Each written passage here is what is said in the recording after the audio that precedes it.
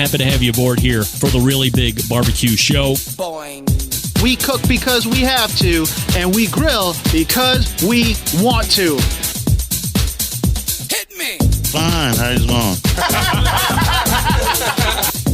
You have a great show. I'm a big fan. Boing. So what seems to be the problem here? This man looks like he's dead, and he's in the crackle.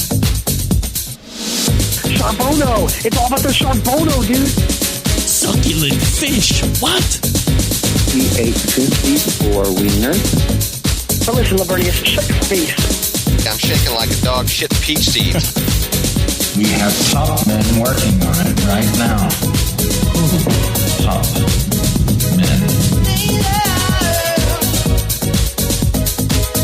And just like that, we are into the second hour. This is the Barbecue Central Show, where we talk about the most important things happening in the world of live fire, except tonight, where we are doing a special show, the 2025 Year in Review. This is the second hour. So if you're not listening to this live tonight, you'll be getting it Thursday. How about that? This show originating from Palm City, USA, Cleveland. Let's get into June of 2025, almost halfway through the year, if you can believe it. And these are only some of the highlights of things that happened. The first show in June, as we closed out quarter two of 2025, was a pre-recorded... Hey, what's up? This is JM, host of the Celebrity Grill podcast on iTunes, and you're listening to the Barbecue Central Radio Network. All barbecue and grilling, all the time. Shout out to my man JM. Man, back in the day, and I am talking about way, way back in the day, back when I was in Original Studio 1, Euclid, Ohio. Euclid Heights. It was me. It was JM with Celebrity Grill. It was Huck Jr. with In the Hut. And it was Hot Sauce Weekly. Why can't I remember his name? Stand by. His name is... Oh, okay. His name is... Where's... Oh, Brian Mayer was the guy's name. We had the whole live fire podcast hot sauce market cornered back in the day. JM had a great sound. Huck had a great sound. I, of course, led the sound. Brian had a great sound. The old days.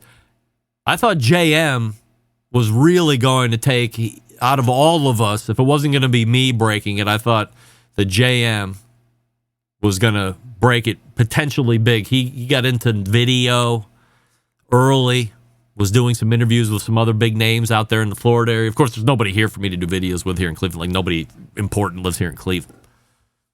No offense to the guys over at Mr. Brisket. But back then, I didn't know Mr. Brisket, right? Anyway, the first show in June was a pre-recorded dump into the feed because for the second time in my life, I went international to the Bahamas. We started off with Malcolm Reed talking about Memorial Day menu items. Sometimes I think Memorial Day is slept on, so Malcolm and I wanted to make sure that we armed you with the best menu ideas to try out that Memorial Day 2025.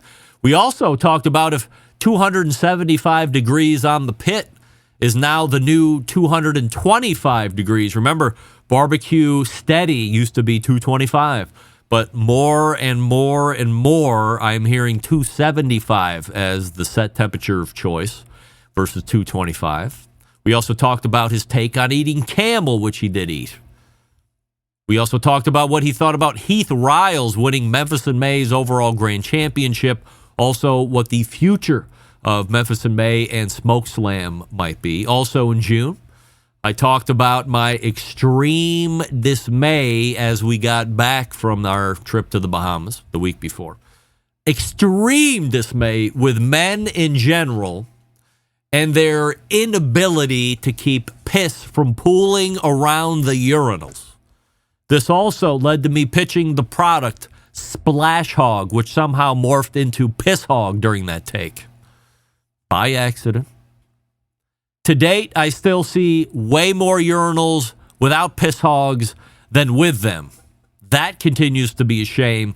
That continues to be a grassroots movement we as men must demand when we go into public bathrooms that have urinals. If they do not have a piss hog, I should get cards made with the Piss Hog website and say, hey, you should think about getting these to help clean up some of the cast off piss that's happening.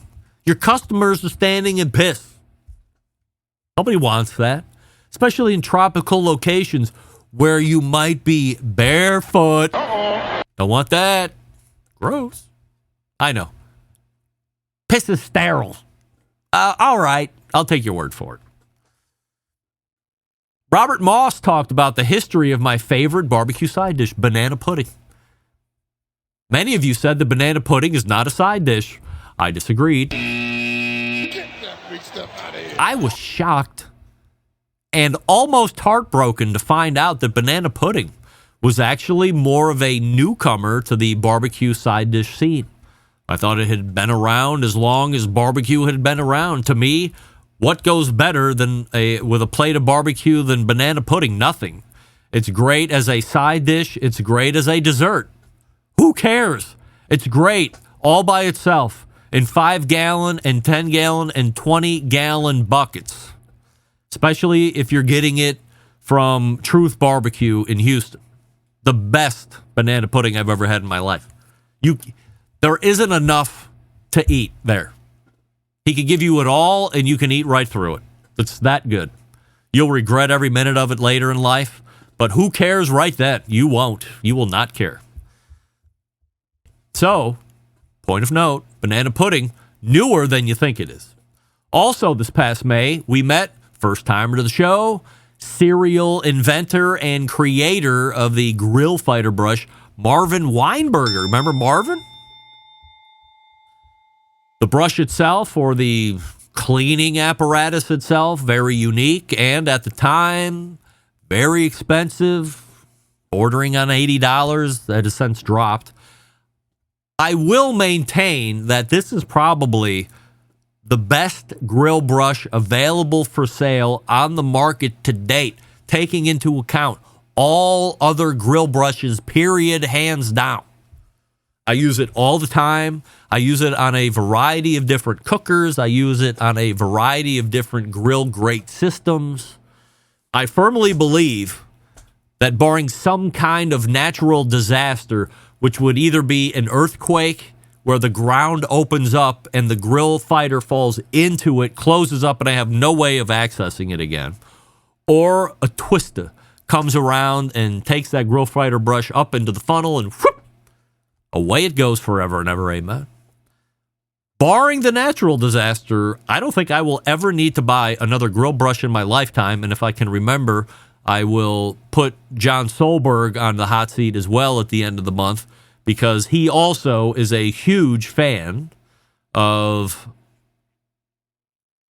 the grill fighter brush.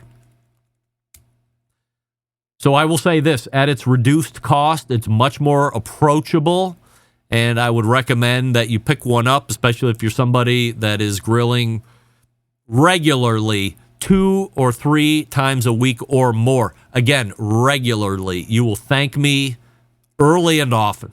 And plus, you will probably never break it. It will never wear down. It's chain mail. Classic. Good job, Marvin. Just wish that thing was more successful. We also had a chance to talk to the inventor of the grill gun and the sous vide gun, Bob Healy. Bob shook the very foundations of the sous vide reverse sear world when he proposed the following. Sear the steak first with a sous vide gun and then finishing it in the sous vide bath. Now you might be thinking to yourself, why would somebody mention that? Why would you do that? Well, Bob claimed through significant research and results of his very own, as he does cooking demos weekend in and weekend out, showing off how well the sous vide gun and the grill gun work in their own rights, respectively, that taking the raw piece of steak, setting it down on the table, firing up the sous vide gun and searing it raw, both sides, then seasoning it, putting it in your sous vide bag, taking the air out, and then dropping into your sous vide bath, claims that it significantly reduces the amount of purge that you will find in the bag versus the traditional method of sous videing, which is put it in the water bath first and then searing to finish. Wild. Shook the very foundations as well. Also in June, Pits and Spits announced the launch of their new controller on the show. Ryan Zaboral also gave us an update on the state of their business at that point. And we'll hold here.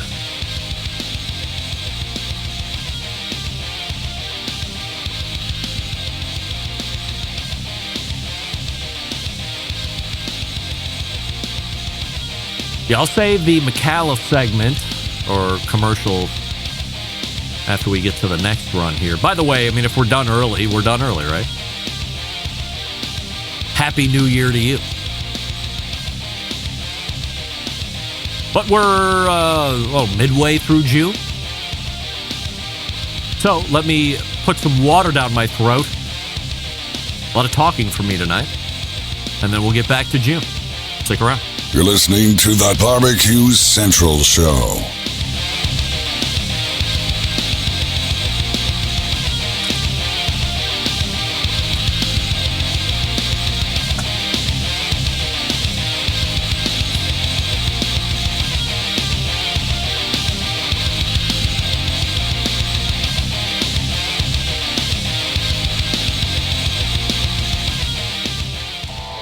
Howard Stern, Jim Rome, Dan Patrick, and Greg Rempe. The Mountain Rushmore of talk show entertainment. Now, let's get back to the Barbecue Central Show.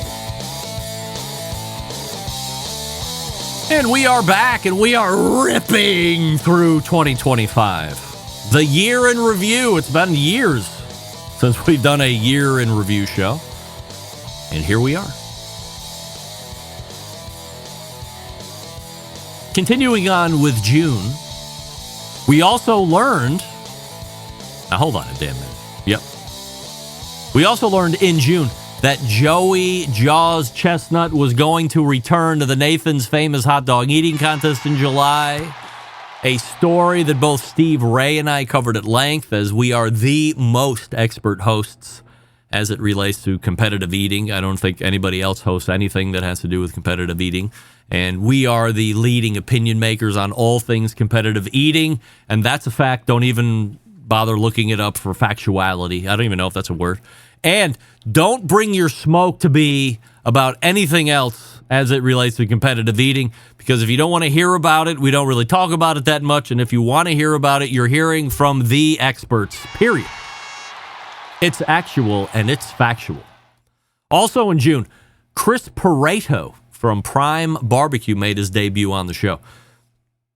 And while the segment was great, and I don't say that about every segment, but that was a great segment, 2 segments.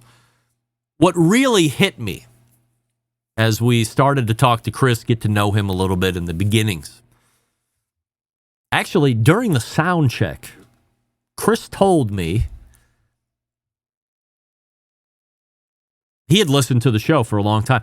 And as we started peeling back the layers of how long he had actually listened to the show, it struck me.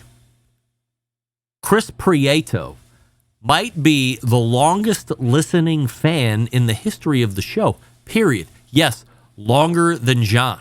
I'm talking about somebody who found the show when it was originally just a podcast and started listening then. Started gleaning all of the information from the competition cooks because he was getting into competition barbecue, started listening to all the other segments, started using all the other products, told me that he was falling asleep back in 2006. He was falling asleep to my podcast while he was getting ready to do barbecue competitions. He'd gotten whatever prep he had done for the night, was at scene, ready to start competing, was listening to the podcast in the trailer and falling asleep to those. Unbelievable. Chris, thank you. Which led me to believe with almost 100% of surety that Chris might be the longest listening fan of the show. Daniel Vaughn also stopped by in June, and we dug up the latest top 50 barbecue list that he had put out a month or so before that. I asked him if he felt any pressure about the list, which he said no. I also asked him if he had ever considered taking money to put people on the list. He immediately said he would never consider such nonsense. But we also knew that I would. Here comes the money. That's right. How much is it worth to you, sir? Here comes the money. You want the number one spot? Like, for real. If you were a barbecue restaurant in Texas, you want to make the Texas Monthly's top 50 at some point. Then you want to make the top 10. Then you want to win. How much, as a barbecue restaurant in Texas, would you be willing to pony up to buy the number one spot? I would love to know what revenue increase you see going from whatever you were kind of being known as a really good spot or potentially even a great spot to then getting the ranking from Texas Monthly as number one. What's the revenue jump? What's the overnight revenue jump? What's that first week revenue jump compared to the week before? How much is that spot worth? But beyond such nonsense as a Daniel Vaughn would never even consider it. I, on the other hand, believe there is significant money to make, and I am all about making the money. Closing June, we had another visit from prolific author Mike Grunwald. You remember Mike Grunwald? Yes. He released a book talking about how we as humans on this earth are eating the world. Great conversation. We talked about, I'm going to say it wrong, of course, regenerative grazing. We talked about carbon or methane or gas coming from cows, and are they really farting and burping that much where it's increasing the overall temperature of the earth? Are we eating our way through beef? Are lab-grown projects really something that are going to pan out? Or all things that he wrote about in his book. Which, great book. I recommend picking it up and making the read, but also going back and listening to the segment. Great back and forth between Michael and I. I should do better at having him on the show. I mean, he's definitely a thought provoker and has some really staunch takes on certain things, which I certainly appreciate, and we can back and forth on that. So make sure you check that out if you missed it. Last segment in June.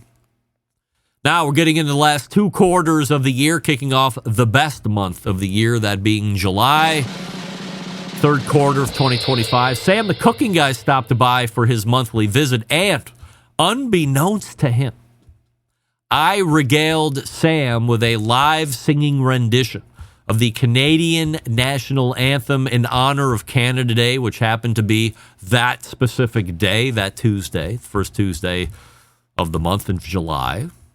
We then talked about a number of Canadian-specific food items, including my favorite, poutine. And I believe we mentioned my second favorite, booze-teen.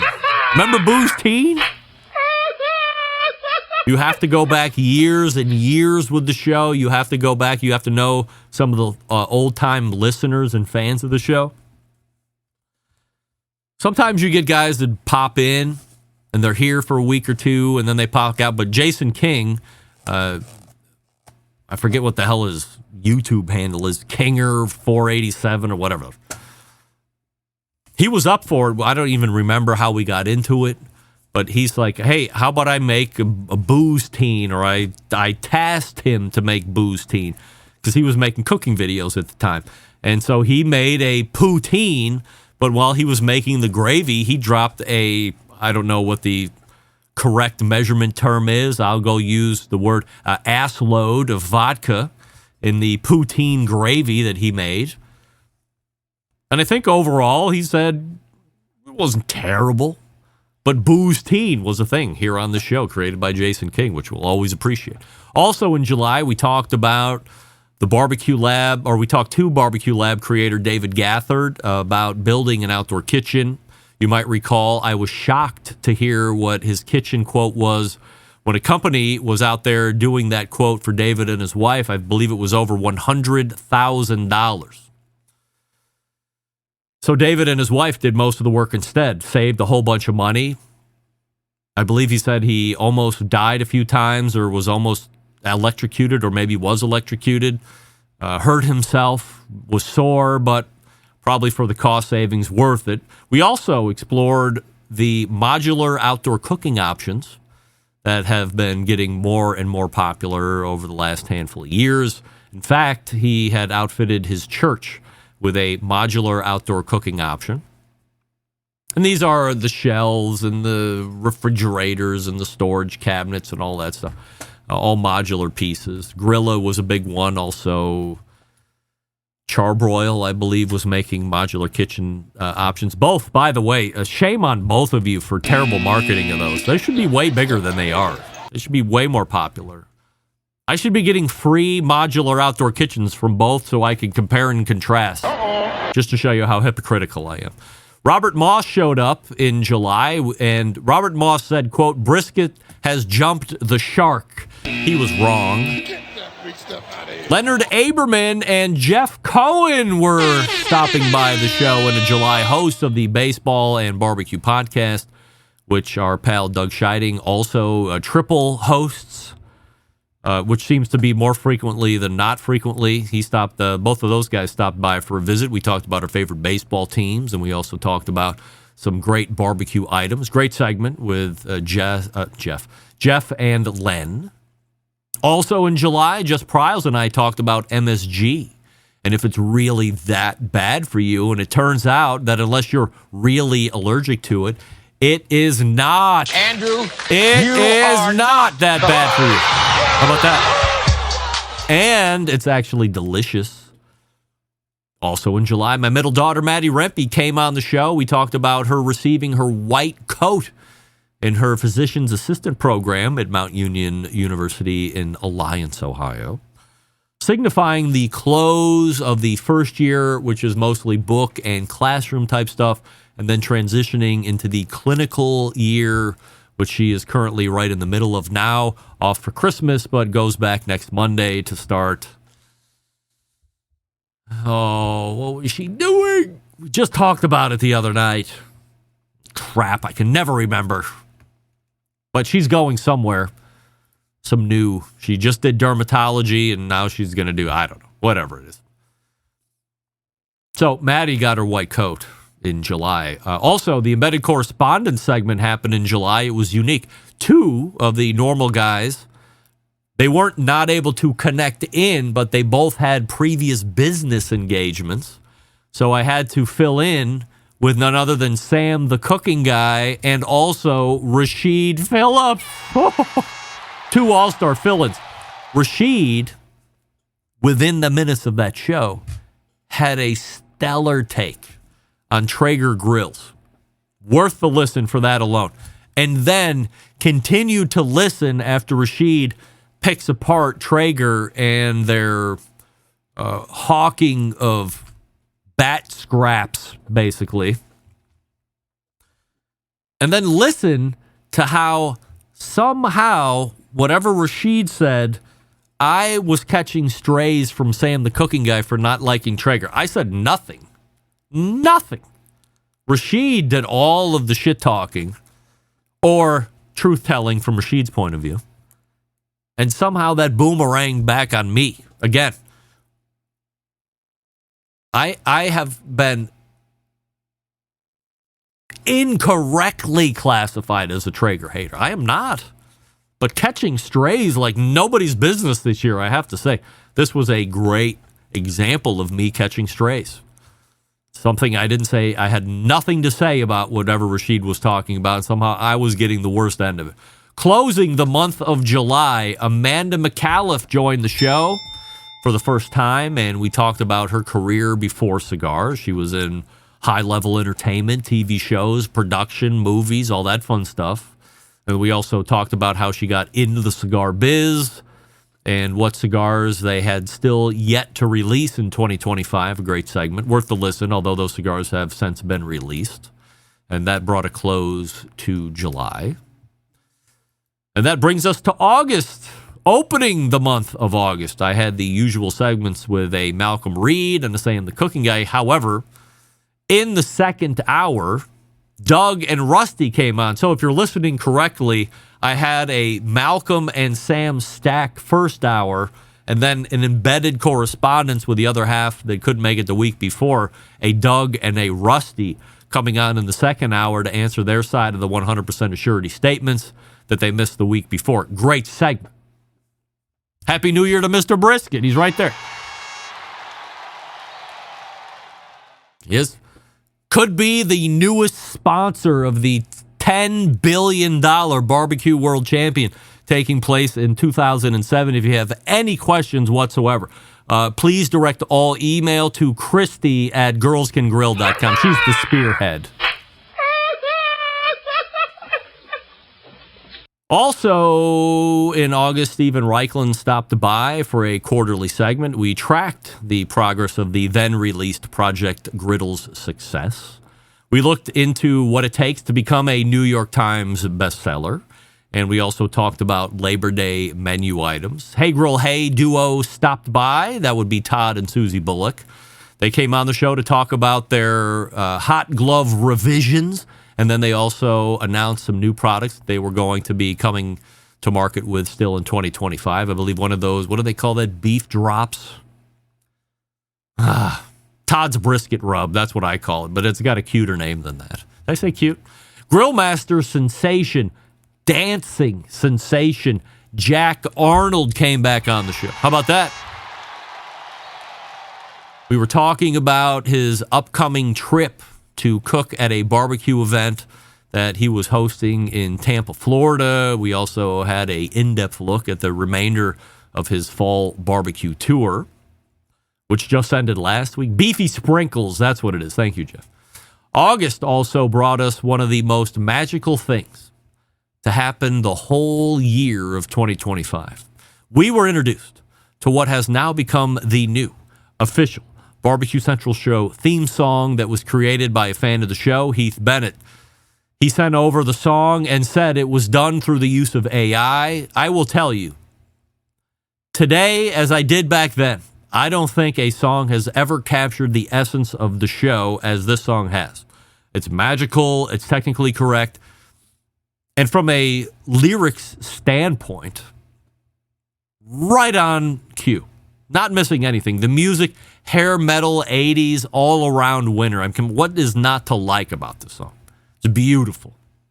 So we thank Heath Bennett for that. Last show of July was something other shows. It was another show. So I found a show that did a deep dive on the new theme song. I think the show was called Deep Dive, hosted by a man and a woman.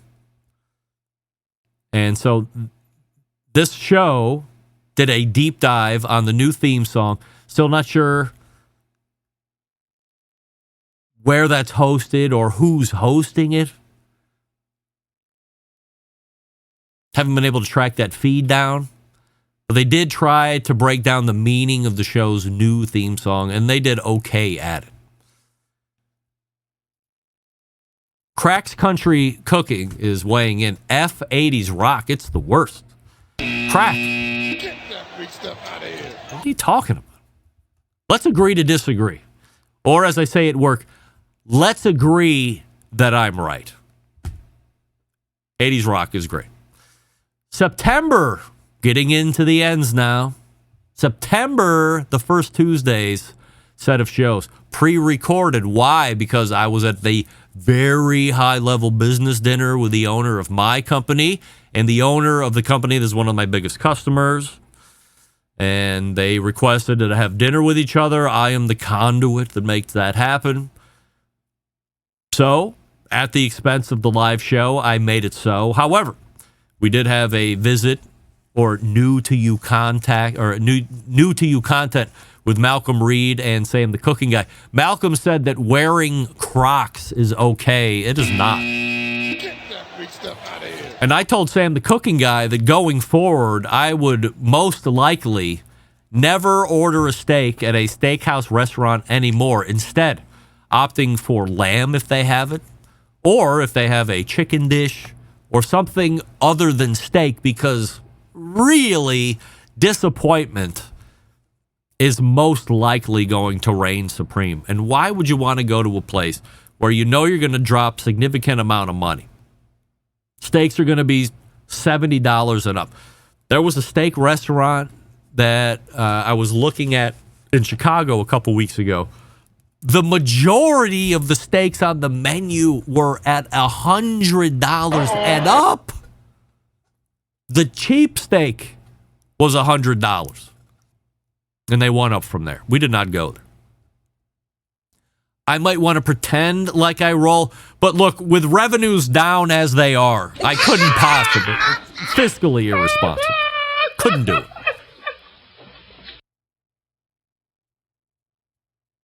And I would like to say this. I have done a really good job, whether I'm paying or not, going to a restaurant that is more known for steak than anything else, still opting for an alternative outside of the steak. And not been disappointed. There's a place that we go to now that has a veal marsala that's more steakhouse than not, and the veal marsala is absolutely incredible. Highly recommended at Bar Italia. Also in September, the creator of the aforementioned new Barbecue Central show's theme song, Getting the Smoke, made his debut. Heath Bennett. We talked extensively about the process of using AI. In fact, different AI platforms to ultimately generate the finished product. I believe he worked over 30 or 40 hours from start to finish on that song to have the end product he was happy enough to send me. And again, awesome. If you want a copy to play on demand in your car stereo without having to search for it on the show, just email me. I'll happily send you that MP3.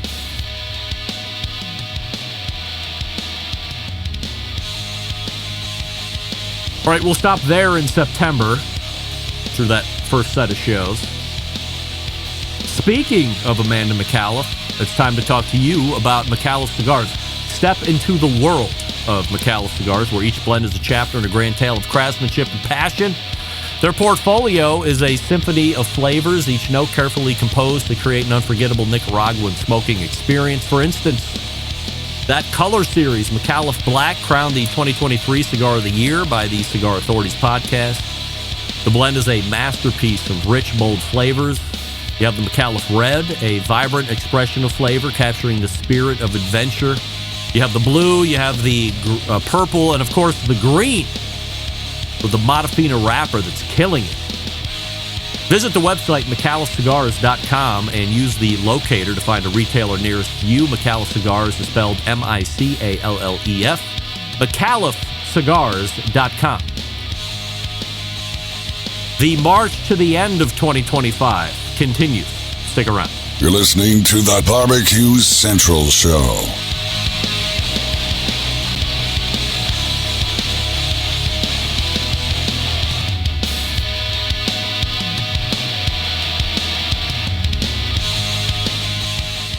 Whole packers, full racks, legs and thighs, injecting butts. If you've never heard this before, you might think you found the best XXX show ever. Let's get back to the most homoerotic host out there today, Greg Rempe.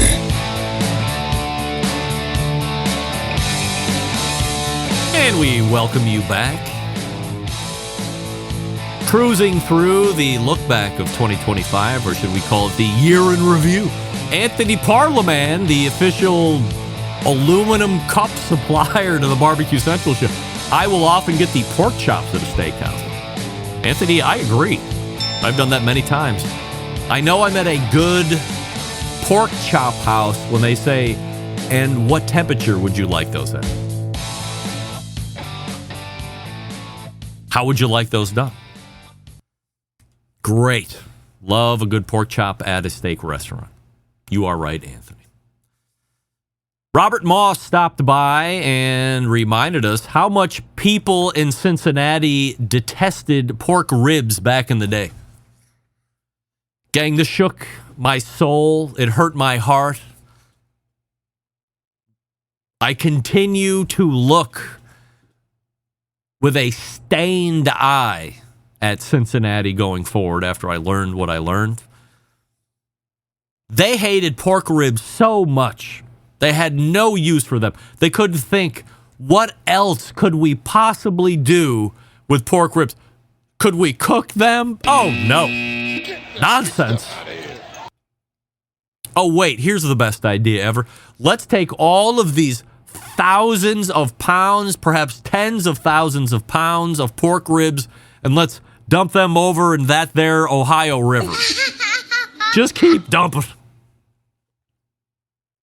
How happy were whatever fish swim in the Ohio River at that point? Had to be the happiest fish ever. 10,000 pounds of pork ribs, not bones, mind you, like the full rib. Dumped right into the Ohio River. Cincinnati. The shame of a state. Detestful. Thank goodness Cincinnati stopped that, by the way. Now, look, at the risk of losing a sponsor I might never have, Cincinnati has somehow become known for being a great rib city. On the heels of dumping ribs into the Ohio River at a fevered pace back in the day. Somehow Cincinnati has become known as a city that has really good ribs. Historic ribs. Montgomery Inn ribs and sauce. Folks, I'm here to tell you with 100% assurity, Montgomery Inn is trash. Sorry. Get that big stuff out of here. Don't fall for it. The sauce is not good. The ribs are not good. The Montgomery Inn serving their ribs is not good. With their sauce is not good. Not good. If you're going to go eat in Cincinnati, go to the Precinct, which has been purchased by Jeff Ruby's, but it's Jeff Ruby's the Precinct. But I believe there is still some lineage of the Precinct in that Jeff Ruby's Precinct there in Cincinnati. Go to that instead. Don't fall for the Montgomery Inn. Or go into it with the right expectation, which this is going to be horrifically average at best. And then you might not be disappointed. Also in September, Matt Osman and Sam the Cooking Guy did a joint segment to clear up the lack of a payoff on a bet. Now, you might recall on the show that during an embedded correspondence tonight where Sam the Cooking Guy was filling in as a guest, I asked the question, 100% yes or 100% no. Sam the Cooking Guy will get to 4 million subscribers by, I forget what it was, April or May of this year. It was the worst bet known to man, and Matt made it of his own accord. All of us except Matt said, no, Sam will not get to 4 million subscribers. You could see how many subscribers he was gaining month after month over the last year. Made no sense that he was going to be able to accumulate enough subscribers the way he was trending within that period of time. Sucker's bet. Matt doubled down and then said he would pay $2,000 to Sam if Sam didn't reach it. I mean, what are we betting on here? Stupid. Get that big stuff out of here. Nevertheless, Matt made the bet, doubled down, and to my knowledge, so here's what we know. Matt agreed that he was going to pay off. And then, letting you behind the curtain a little bit, he said, hey, I will send you the check, Sam. And Sam said, no. Instead of that, why don't you send that money into a donation? Ultimately, it was agreed upon that Matt would send it to some type of cancer charity. He would donate the money there. And then, to my knowledge, Matt has not. Andrew, Matt has not paid off the bet. Still. And we are days away from the end of 2025, which would make Matt the longest running welcher on the show. He said, again, that he would do it by the end of the year. Now, don't ask me what happens to Matt if time runs out and that $2,000 hasn't been donated verifiably to some real charity that is trying to benefit the cure of cancer. So stay tuned on that. But my math isn't very good, but he's got about 1 day to rectify that. Time will tell. Also in September, Mike Lang announced his second book, partnering with NASCAR, no less. I believe it was called NASCAR Race Day Eats. Good for you, Mike. Daniel Vaughn joined the show, was voted the most influential person on the globe when it came to barbecue by that show, the Underseasoned Barbecue Podcast. For those of you wondering where I ranked, 143rd, if you're keeping score. Also in September, as we have done each year since 2018, we put in a new Barbecue Central Show's Guest Hall of Fame class. This year it was Travis Clark, Melissa Cookston, Wes Wright, Emily Detweiler, and Andy Husbands. All well-deserved, all fought for. And I believe we had 2 and maybe 3 unanimous votes. I think Travis was unanimous. I believe Wes Wright was a unanimous. Ooh, was it more than that? I think it was at least 2 or 3. I'd have to go back to my handwritten notes as we were doing it. But definitely 1, I think definitely 2, maybe 3. But a great class and a well-deserving class. Closing out April, Amanda McAuliffe from McAuliffe Cigars stopped by the show once again. We talked about now the launch of McAuliffe Green with the Matafina wrapper, which after smoking a number of them is one of my favorite McAuliffe cigars. And that is true across the McAuliffe line. In fact, I'm getting ready to order more McAuliffe cigars here shortly. And I believe I will be looking to purchase a bundle of McAuliffe Green cigars in Robusto, maybe Toro, see what that's like. But the green is a banger, a qualified banger from a cigar and from a price point. You can't beat it. And we also kicked off the Guest Hall of Fame origin stories with Travis Clark, which many of you thought was an outstanding and very inspiring interview. A lot of you saying that Travis is the hardest working person that you know. And really, to me, Travis is a testament to the phrase, the harder I work, the luckier I get. I've never been a big subscriber to luck. You got there because you're lucky, or you're lucky that you did this, you're lucky you did that. I think you work hard and then you reap the reward. Hence the saying, the harder I work, the luckier I get. I believe that. And now we're getting into quarter 4. Let's go! Kicking off October this year was something that has never happened. A full show of origin stories. Both newly enshrined Hall of Famers Emily Detweiler and Andy Husbands appeared on this show, October 7th. Emily Detweiler appeared hour number 1, and Andy Husbands appeared hour number 2. I might have that reversed. Both had very different stories.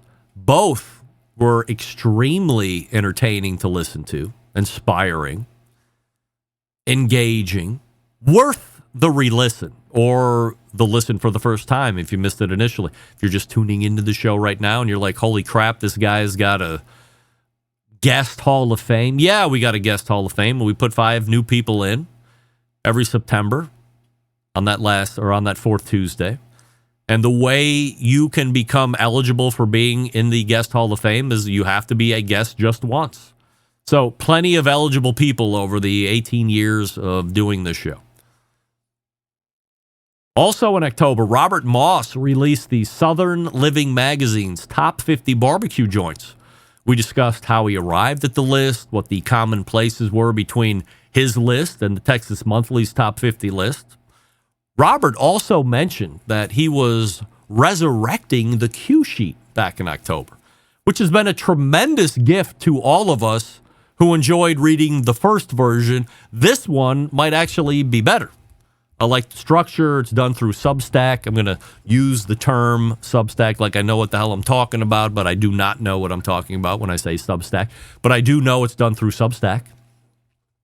So if you are not subscribed to Robert Moss's Q sheet, I highly suggest you go to his website, robertfmoss.com, and there should be a link somewhere to sign up for that, the Q sheet. I think you'll like it. Melissa Cookston stopped by for a second time in 2025, and we laid down her origin story, knocking 4 of the 5 down in just a few short weeks. So Travis Clark, then we had a whole show of origin stories, and then we had Melissa Cookston right after we did the whole show of origin stories the week before. Incredible origin story. Free sharing, went through what it was like coming up as a kid, dealing with the brother, getting to where she is today, what she's still looking to accomplish in her career. Will she ever get back into competition barbecue? What it was like being an elite competition cook in a mostly land filled with guys. How she dealt with that. Very inspiring. Very great listen. You should go back and listen to that if you missed it as well. Wes Wright rounded out the origin stories in October. By the way, as I had mentioned in October, as we got through Wes Wright's origin story, the fastest we had ever put a class in and then turned around all of their origin stories without question. Wes also a great story to tell, brought a very successful Hall of Fame class to a close there in 2025. Also in October, Jess Pryles made her last appearance of the year. We talked about what the real internal temperatures of beef are supposed to be, which correspond with the rare, medium, medium well, so on.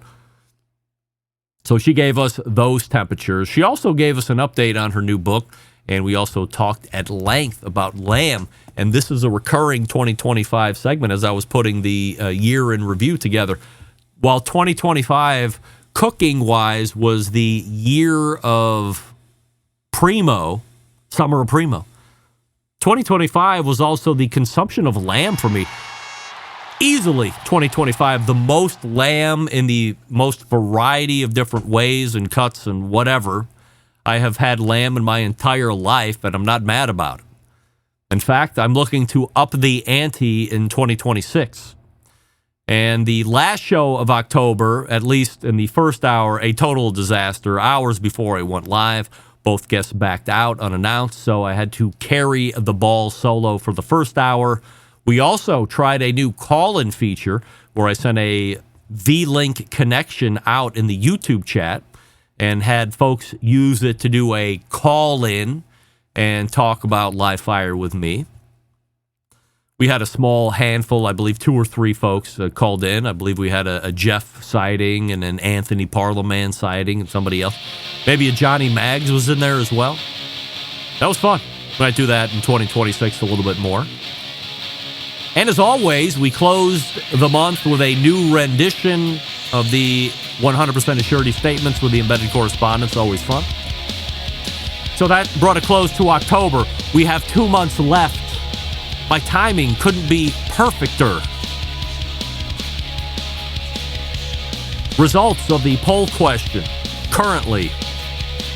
Would you rather would you rather spike the punch or Xerox your butt at the office party? Now, 53% of you are saying you'd rather spike the punch. Right? Let's get right back to it. Let's close the last 2 months and draw a close to the look back of 2025. Stick around, be right back. You're listening to the Barbecue Central Show.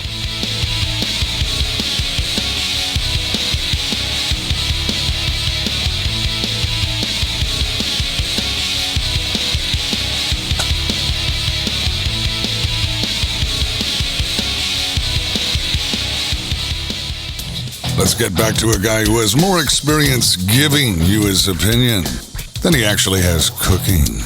Once again, here's your host, Greg Rempe. All right, we are heading for home in the year in review of 2025. November led with Malcolm Reed as usual. We talked a lot about turkey preparation. Talked a lot about the current football situation and much more. Also in November, creator of the World Food Championships, Mike McLeod, stopped by, and we talked about the 2025 version of the World Food Championships. Mike also agreed that sending me an invite to judge World Food Championships through LinkedIn was not a great idea in hindsight. No shit. Mike also mentioned that there was going to be a big announcement in January of 2026 in the world of barbecue. Here's what I'm predicting. Some kind of return back to a Sam's Club barbecue tour. Some of you might recall that from back in the day. Everybody loved it. There was a lot of shitting on it while it was happening because that's what a lot of competitive barbecuers like to do. When they were in the midst of great times and greatness, they had no problem shitting on everything, and then it was yanked away, and they're like, oh, but that was the best thing ever. If you want to wonder why a lot of competition barbecue went down the shitter, look back to that. Look back to social media. Look back to a couple of loudmouthers who ruined it for a lot of other people. But there was also a lot of sour grapes on a lot of bitches around there. Social media was not the friend of competition barbecue in the end. But hey, live and learn. Let's hope if it ever spikes back up again, people realize that they should be utilizing social media for good promotion and not bitching and moaning so the people investing their money can see the bitching and the moaning. Robert Moss talked about barbecue deodorant. Let me back up just for a second. My guess, a return to some type of Sam's Club barbecue tour, but I don't know that for sure. So don't quote me on it. I'm just saying that. My guess. Robert Moss talked about, actually, should I do this? Hot take alert. Hey, my guest in 2026, a return to some type of Sam's Club barbecue tour. Yeah. Robert Moss talked about barbecue deodorant. I also mentioned, while we were on the line with Robert Moss, the worst barbecue product ever created by the guys at Pork Barrel Barbecue. Q Cologne. It was horrible. It was the worst. The worst. I brought it into work one time when I was working at AT&T. We had to wear those stupid sweater vests. And I sprayed it on my person, got behind the cash wrap, and the people that were working on either side of me, they didn't know whether they wanted to shit or go blind. It was the worst. They had to be professional. Of course, I'm also offending the customers. Ultimately, was told I was have to go home and change. And that I was going to get docked for that. But I had to prove a point to the guys at Pork Barrel Barbecue. This was terrible and horrible, and it was both. Also in November, Barbecue Central Show's cigar expert, Mr. J, stopped by, and we talked about the best cigar gifts to buy for that premium cigar smoker in your life. We discussed the best lighters, cutters, and then went down the line of cigars to buy, costs, what should make the cut, what shouldn't. A great segment. I think that's great evergreen content also because a lot of the cigars that he mentioned as far as gifts to buy are probably going to be around for a long time. So if you got a birthday coming up or an anniversary or something along those lines, you want to get ahead of next holiday season, go back and listen to the brands that he mentions. Steven Reichland made his last appearance in 2025 in November. We discussed his favorite ways to do Thanksgiving. We also talked about some great holiday gifts to buy for your live fire lover. I also made the prediction, wait a second.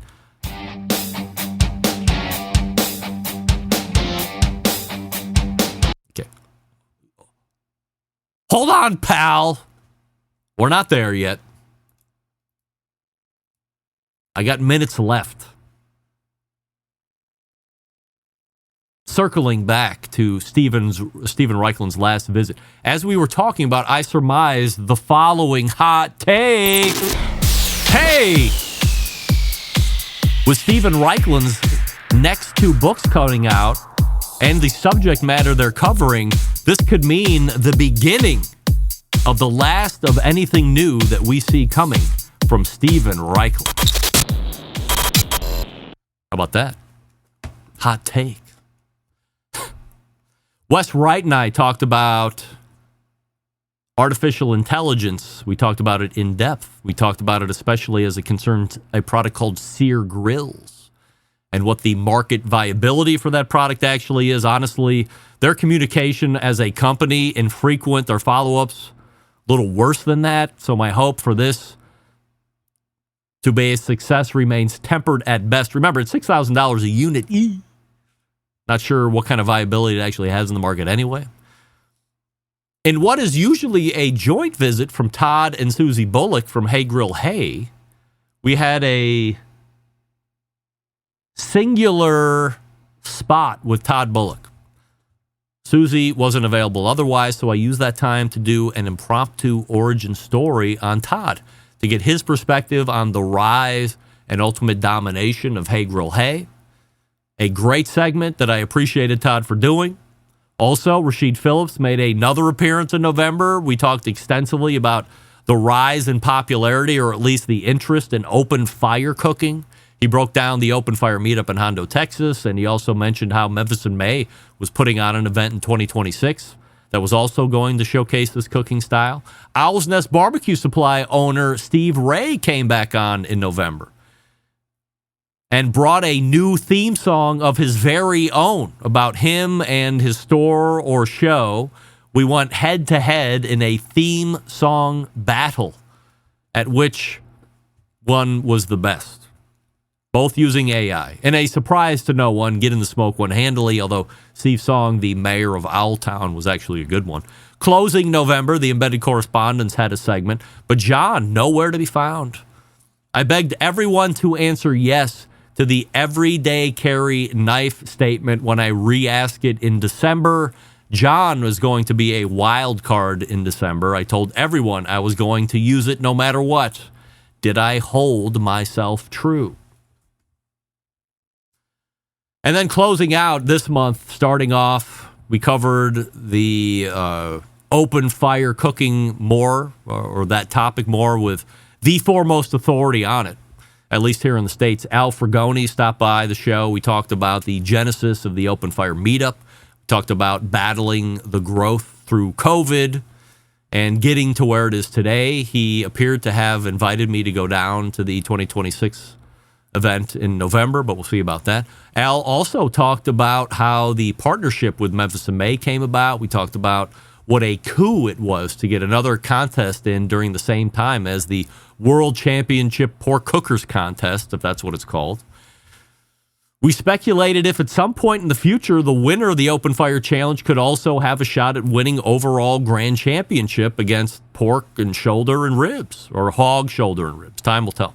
Sam, the cooking guy, said that the New York strip steak is trash, and I agreed.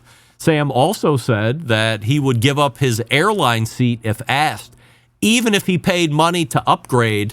I disagreed with that. Our pal Meathead stopped by one last time in 2025, did an extensive explaining on misunderstood terms and how social influencers are spreading misinformation and sometimes dangerous information because they think they know what is safe and what isn't, but Meathead said they are almost always incorrect. And what we should learn, or what we should lean to, and and that we should lean to science to understand what is safe and what isn't. He also explained the terms minimally processed, processed, and ultra-processed foods and what risks those come with. Very interesting stuff. Meathead also mentioned that he doesn't care about his book stats as far as the second one, and if it'll be any bigger or not as big of a hit as the first one. He doesn't care about that. Robert Moss stopped by and explained Florida, its old style of barbecue, and what the new style of barbecue is. He also mentioned to me that restaurants that put sauce on their barbecue does not mean that their meat is bad and that they're trying to hide sauce. I disagree. Ted Conrad from Fireboard also stopped by for a visit. We talked about the state of their business, what new products they might be bringing to market in 2026. We talked about their wireless thermometer, the wireless pulse, and where the expectations should lie when a customer purchases one. They've also had some revamping on that. I think I am not a huge fan of wireless, as I had mentioned, opting for the Fireboard wired option for my rib roast for Christmas. I still think wireless is inconsistent at best. Also, this month, I took a weekend trip to Chicago to do all the Christmas pop-up bars for the second year in a row. Great time. I also talked about how servers should not be shooting themselves in the foot by mentioning how much weight is in a tomahawk steak, which is inedible because of the bone, thusly a waste of money. We also found out that our server at the table we were sitting at that night, a fan of the show, and he wrote in last week to talk about my rant. That was wild and weird. Chris Young from Combustion Inc. made an appearance, talked about his products and where he sees the future releases down the road. He said he has a schedule of products to be laid out over the next 3 years or so, all in the same ecosystem working together. I only own the big grill gauge at this moment, and given the weather at the moment, won't be using that in the near future. It's going to be recklessly cold. But it's all ready, and it's all ready to go no matter what. And closing out the year with the embedded correspondence, we did a segment in the first hour, and then the full second hour talked about trends, good or bad. We also ran through a new list of 100% surety statements. And then, out of nowhere, the line that brought the whole show to a screeching halt, while talking about his disdain for Slot Dog, John Solberg said something that I will never repeat on the show again. Vile, repugnant, profane, hilarious. You can go back, check it out on the audio replay or the video replay. I actually recommend both. But you will never hear me say that phrase on this show as far as I am hosting it. Never. And I don't think that phrase has ever been used prior to John spewing it last week. It's one of one.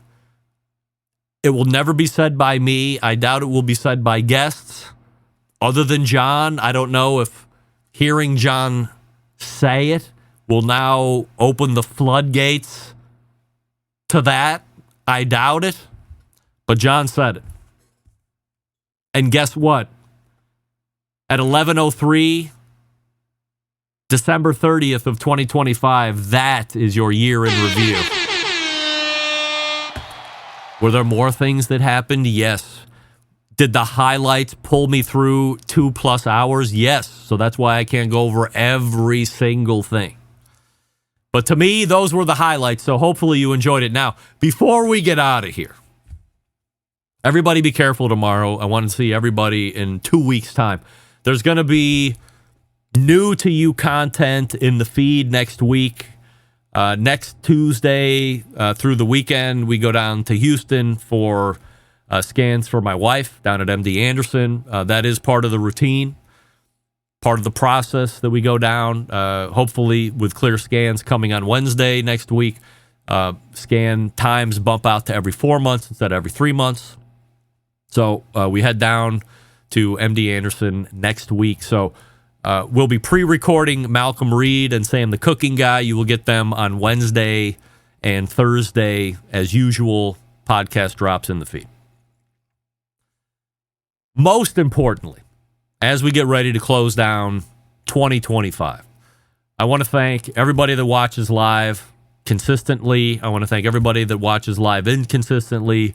I want to thank everybody that stopped in on this show out of nowhere tonight just because you saw it live somewhere on YouTube or on Facebook and you decided to pop in for 5 seconds and even check it out. I thank everybody that subscribes to the audio podcast feed. You're the biggest audience. You're not the best audience, but you're certainly the biggest audience. And I appreciate the fact that you take the time whenever you do it to take in and consume the show's content. I hope you're still getting entertainment, information, and reporting out of it because that's my overarching goal. Or is it overarching? That's my main goal for this show, is to provide you with information, education, and entertainment all at the same time. And lastly, I want to thank all of the sponsors of the show. Everybody that's decided this is a great vehicle to partner with. This is a great way to get the word out about your product or service within the industry. It was a rough year in 2025 from a revenue standpoint, but the show has never always been about, if it was always about money, I wouldn't be talking about revenue numbers with you. I'm here to just talk about the money that this show generates from one year to the next, and we want, as I had said before, from the best year ever to the worst year ever. This was literally the worst year ever for revenue. But as we look around, we know why, and I talked about a little bit of that in the first hour. But money is not first and foremost in this show. That being said, if you are a business that wants to partner with the show, I don't soak people. You know, it's $1,000 a month. It might be a little bit more than that, depending on what you want to do. But many other people charge way more than that for what you get. So if you want to partner, you know somebody that should partner, send them my way, make the intro email, whatever you want to do. Happy to have conversations with people that are interested and that see the vision of partnering with this show and the value that it can bring. And I'm happy to also bring that across in a meeting as well. So there we go. 2025 rapidly coming to a close. Literally 24 hours away from a new year. 25 hours away from a new year. Is that right? Prior to watching the ball drop, we'll be taking in the Cleveland Cavaliers against the Phoenix Suns in the corporate Peterbilt Suite. Happy New Year. 3:30 tip-off. You know people work. Anyway, prepare for the pre-recorded content next week. I will see you in 2 weeks' time for a live show, the first live show of 2026. So how do I always leave you? September 11th, 2001. I will never forget. And until 2 weeks' time, this is your program host and proud U.S. American Greg Rempe saying, Shabon! Shabon!